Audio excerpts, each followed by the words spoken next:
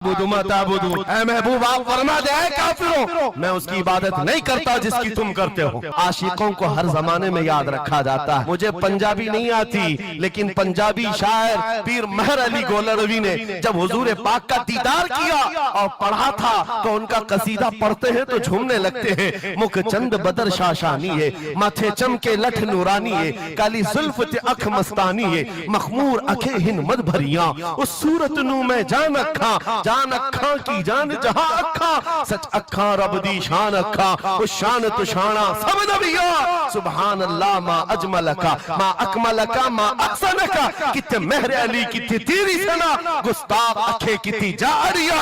اور اسی کی ترجمانی بریلی کے امام نے کیا تھا کہ وہ کمال حسن حضور ہے کہ گمان نقص جہاں نہیں، یہی پھول خار سے دور ہے، یہی شمع ہے کہ دھواں نہیں۔ آپ کو حالات کے اعتبار سے کبھی کوئی ایسا ڈیگریڈ کرتا ہو اور تمہیں ایسا سکھاتا ہو کہ اب تو تمہارا فیوچر ہی نہیں ہے، تب اس سے کہو قرآن کہتا ہے وَلَلْآخِرَةُ خَيْرٌ لَكَ مِنَ الْأُولَىٰ۔ رب فرماتا ہے محبوب کی ہر آنے والی گھڑی پچھلی گھڑی سے زیادہ بہتر ہے۔ اندھیرے میں ہم بیٹھے ہیں تو اس کا مطلب یہ نہیں ہے کہ صبح ہوگی ہی نہیں، صبح تو ہونی ہے، اجالا تو آنا ہی ہے، لیکن آپ سب کو میرے عزیزوں اس دور میں جس پر جمع رہنا ہے وہ کیا ہے؟ وہ ایمان پر استقامت ہے۔ آج میں آپ کے درمیان یہاں سے خطاب کر رہا ہوں۔ مجھے یہ جب آپ کی کمیٹی والے حضرات آئے تھے، مجھے پہلے تو جگہ کا علم نہیں تھا، لیکن جب بتایا گیا تو میں حیرت میں تھا۔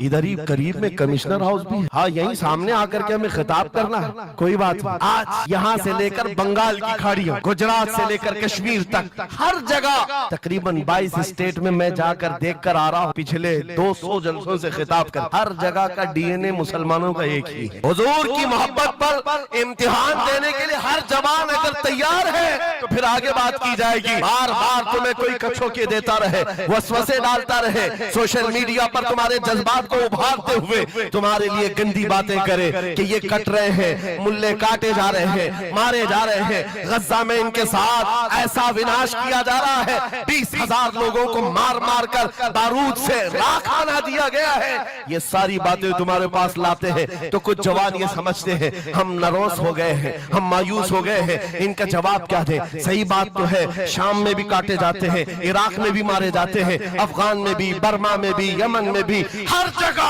ہماری موت ہے، ہماری موت ہے۔ اور اس کو ظالم یہ بتا کر کے یہ کہتے ہیں کہ دیکھو اگر تم سچے ہو، تمہارا دین سچا، تمہارا خدا سچا، تو اتنے مارے کیوں جاتے ہو؟ تم نا امید اور مایوس نہ ہونا، اے نوجوانوں بات اتنی کرنا، اتنی بات کرنا۔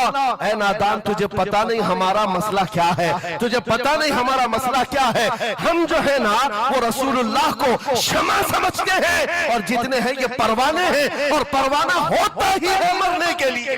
صلاح الدین کی ایک بات بہت مشہور تھی، وہ بڑے بڑے قیدیوں کو آزاد کرنے میں مشہور تھے، بڑے بڑے جرنیلوں کو، سپاہیوں کو آزاد کرتے تھے۔ 1,00,000 سے زیادہ سپاہیوں کو آزاد کیا جو جنگ میں قیدی ہو کر آئے تھے، بہت سارے لوگوں کو آزاد کیا۔ پرنس کو جب گرفتار کر کے لایا گیا اور پھر صلاح الدین ایوبی کے پاس پیش کیا گیا، پوچھا صلاح الدین نے کیا گمان ہے تیرا میرے متعلق؟ اس نے کہا اب تک جو سنتا آیا وہی ہے کہ آپ رحم دل ہیں، خیر خواہ ہیں، اور بہت جلدی آزاد کرتے ہیں۔ صلاح الدین نے کہا اب تجھے اگر آزاد کیا تو اللہ کا عذاب آ جائے، اللہ کا عذاب آئے گا۔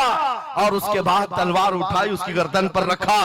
2.5 سال پہلے تو نے کمزور مسلمانوں کو یہ کہا تھا بلاؤ محمد کو، کہاں ہے؟ یہ دیکھ محمد رسول اللہ نے مجھے بھیجا ہے اور تیری گردن لینے کے لیے بھیجا ہے، تو رسول اللہ کو پکارتا ہے۔ ابھی غلام جب تک زندہ ہے وہ کافی ہے۔ اور اس کے بعد تاریخ میں یہ بات لکھی ہوئی ہے میرے عزیزوں، صلاح الدین ایوبی بیماری کے عالم میں 2.5 سال کا جو عرصہ گزارا ہے، اس بات کے انتظار میں کہ جب تک حضور پاک کی طرف سے جواب نہیں دوں گا اس وقت تک صلاح الدین کبھی بستر پر ایک رات بھی نہیں سوئے۔